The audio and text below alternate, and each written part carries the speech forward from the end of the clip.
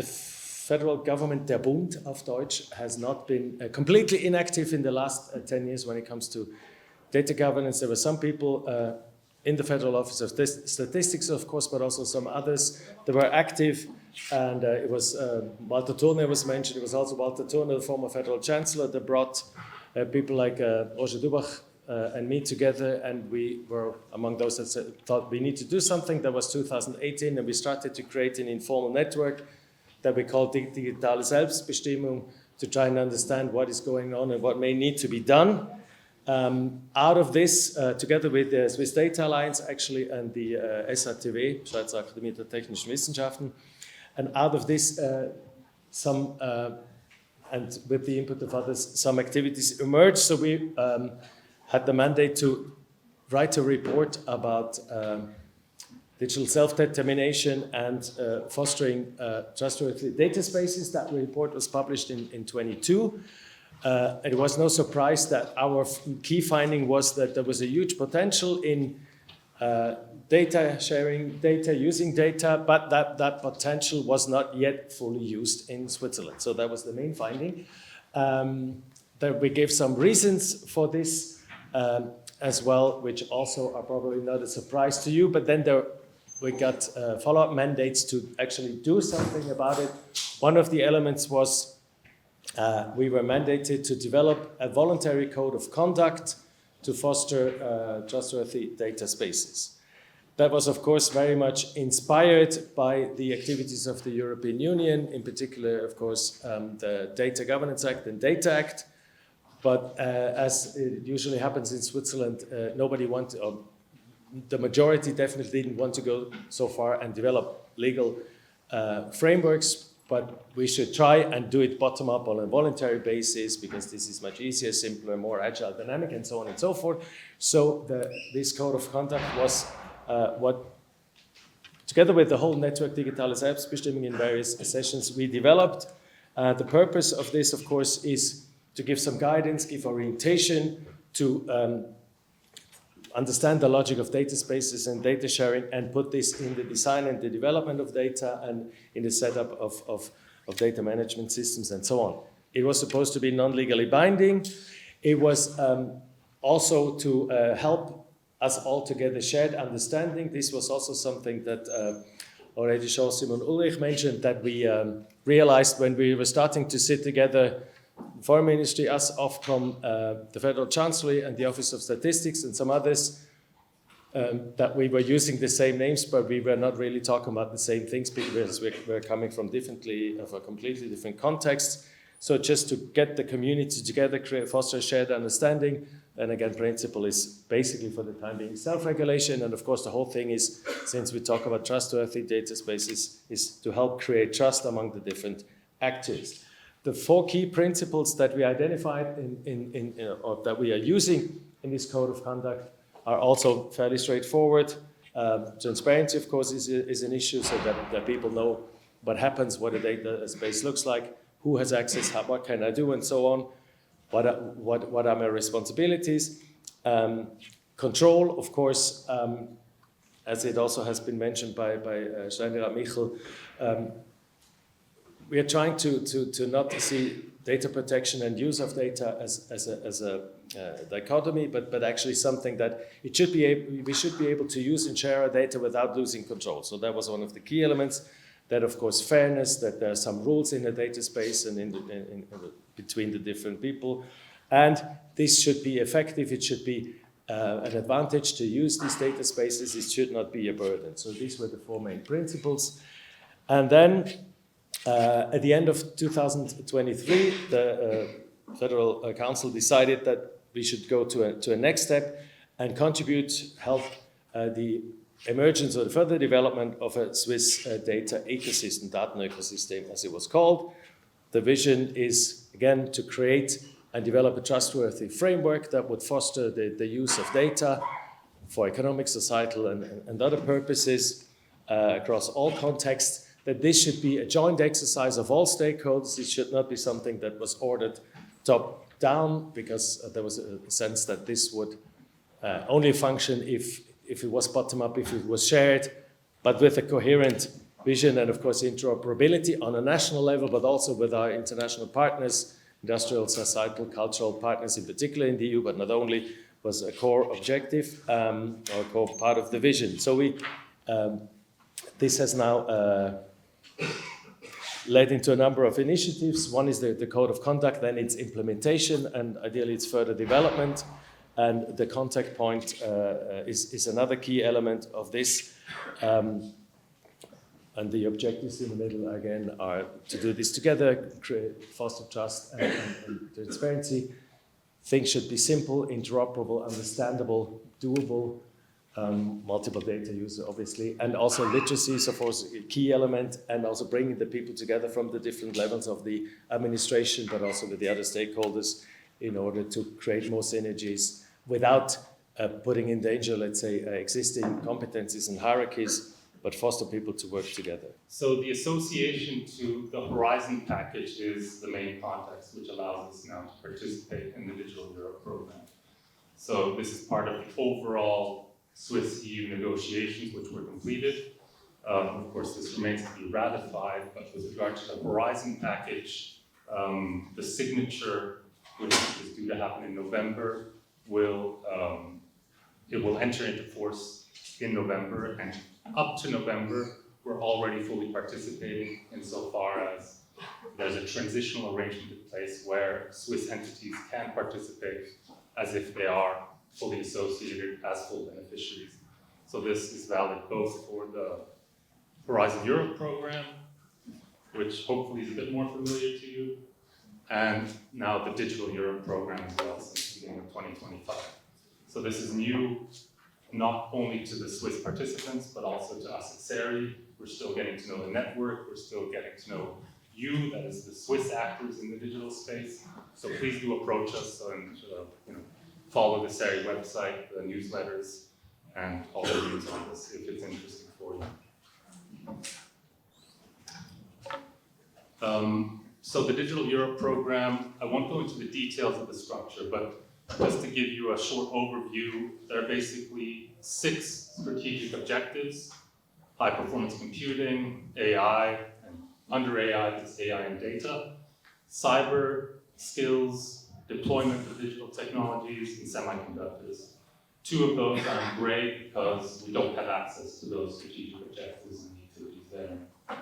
What's really relevant to us today is mainly the strategic objective 2 and 5, where sometimes it's not entirely clear why one activity is under one or the other of the objectives. The 2 objectives really go together. In terms of the support for data spaces specifically, so a lot of it has to do with developing AI applications, but there's a lot of focus on developing sectoral data spaces in Europe and developing the application layers, the software layers, to exploit those data spaces. So here you can see the upcoming calls. There's 4 series of calls. One is already open right now, due to close in October. Another one will close in March of next year. A third one at the end of 2026, and then the last one in 2027. And then we'll see about the next successor program due to start in 2028, if even Switzerland participates in that program. Oh, going the wrong way again.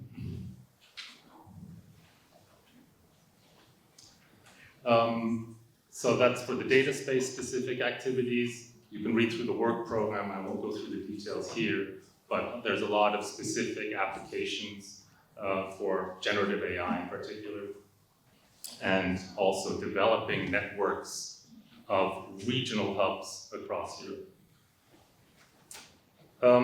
This is mainly about EU funding. So the EU funds 50% of the activities, so 50% of your budget. So this is less than, those of you familiar with Horizon Europe, it's less than what you're used to for R&D activities. This is because these are supposed to be activities where the commercial application should be quite close. The intrinsic value should have value for the actual development. For some specific calls, we're foreseeing national co-financing.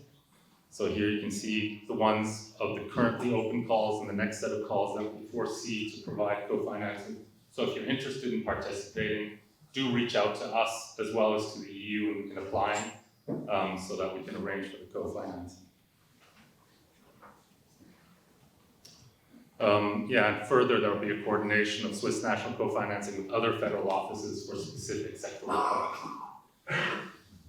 projects. Specifically, there's one open question here. So Swiss EDICAL. So these are regional digital innovation hubs helping regional actors engage with the broader European ecosystem and also to develop their digital capacities generally. So these will do 4 main activities: skills and training activities, testing before investing for certain applications, support to find investments, and reaching out to the broader ecosystem. And this is embedded in the broader European network. So this is a European network of about more than 200 regional hubs where they can share expertise, exchange expertise, support SMEs and public administrations interested, and then also reaching out to connecting to other European resources, infrastructures, and other programs. So there's the AI factories that are coming online. There are the testing and experimentation facilities across Europe, Horizon Europe program, and the Common European Data Spaces. There will be a 2-step selection process, which we'll be announcing very soon, where hopefully these Swiss regional digital innovation hubs will be able to join the broader network already next year. How to get involved? I need to keep this very short. These are ways to contact us. I think the slides will be shared afterwards. So feel free to reach out to us, follow our news. We'll be sending out a regular newsletter for this new program and hope for very strong Swiss participation. Thank you very much. So if any of you has an idea of new data space within Switzerland, this is for you. I'll try to hurry up a bit because we're already 4 minutes late on schedule. So let's go back in time, 2023, because there's times, of course, that's not all of it. 2023, it was noted that Switzerland, is a country where we have a lot of gray matter.